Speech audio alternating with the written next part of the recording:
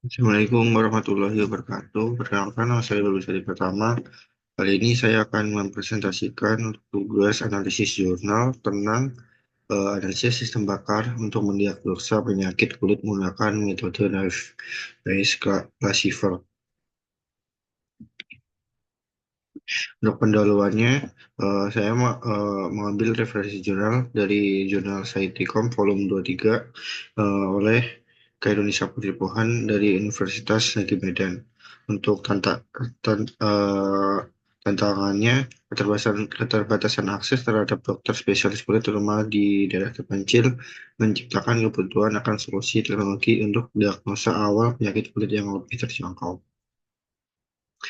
Kelebihan dari penelitian ini, pemilihan topik yang relevan sesuai dengan kondisi geografis dan demografis di Indonesia, kemudian menjawab masalah ketimpangan distribusi tenaga medis, spesialis kulit, berkontribusi pada edukasi masyarakat tentang penanganan dini penyakit kulit, metodologi dan sistematis. Kemudian di dalam metodologi yang sistematis, kerangka penelitian yang jelas dan terstruktur, triangularisasi metode pengujian, black box, validasi, pakar, dan UAT. Penelitian ini menerapkan metode yang komprehensif dengan melibatkan pakar medis menggunakan beberapa metode pengujian untuk memvalidasi hasil. Kelebihan dari penelitian ini, implementasi Navier Classifier yang tepat sesuai untuk klasifikasi penyakit berdasarkan gejala, efisiensi komputasi untuk aplikasi berbasis web, kemudian mampu menangani dataset terbatas.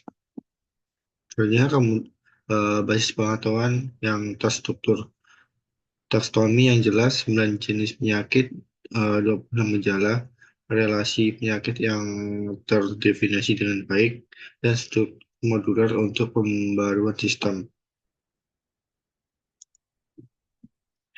Kemudian kelebihan dari penelitian ini yaitu implementasinya berbasis web, jangkauan yang luas dalam syarat minimal koneksi internet, tidak memerlukan instalasi khusus, antarmuka yang intuitif dengan alur kerja linear. Rujukan ke penelitian terdahulu. Dukungan empiris dari penelitian sistem bakar medis sebelumnya menyebutkan tingkat akurasi pada sistem serupa 77% dan pemosisian kontribusi di tengah body of knowledge yang ada.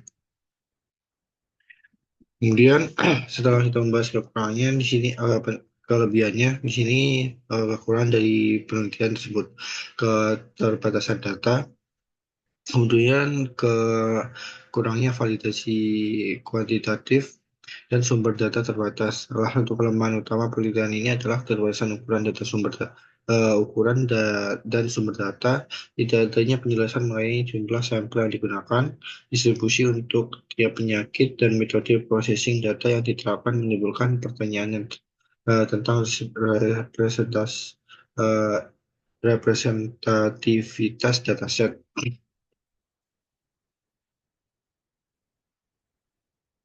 Kekurangannya tidak tidak ada penanganan ketidakpastian.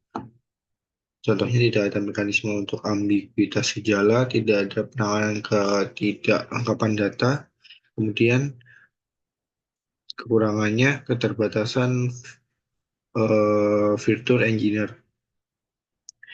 Kedua aspek ini sangat penting dalam sistem pakar medis karena diagnosa penyakit kulit sering menghadapi ambiguitas dan ketidakpastian. Gejala yang sama bisa muncul pada beberapa penyakit dengan intensitas yang berbeda. Kemudian kekurangan dari penelitian ini ada lagi, yaitu tidak ada analisis perbandingan metode, tidak membandingkan dengan sistem serupa, kurang justifikasi pemilihan metode, dan tidak mengeksplorasi pendekatan hybrid.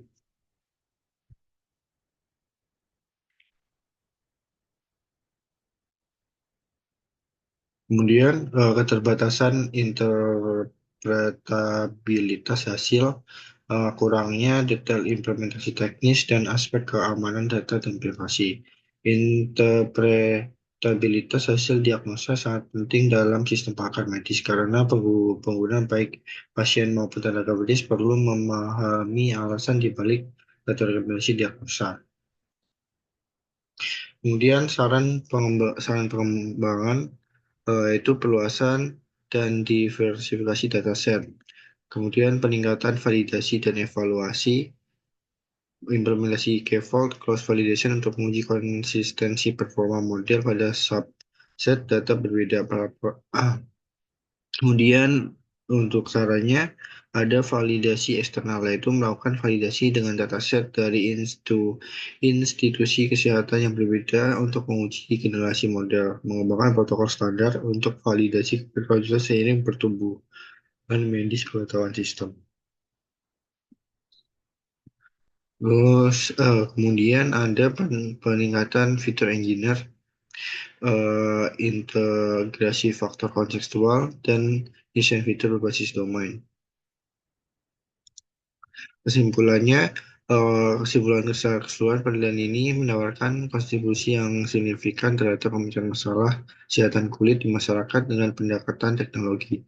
Meski terdapat beberapa kekurangan yang perlu diperbaiki, sistem ini menunjukkan potensi besar sebagai alat bantu dalam mendiagnosa penyakit kulit.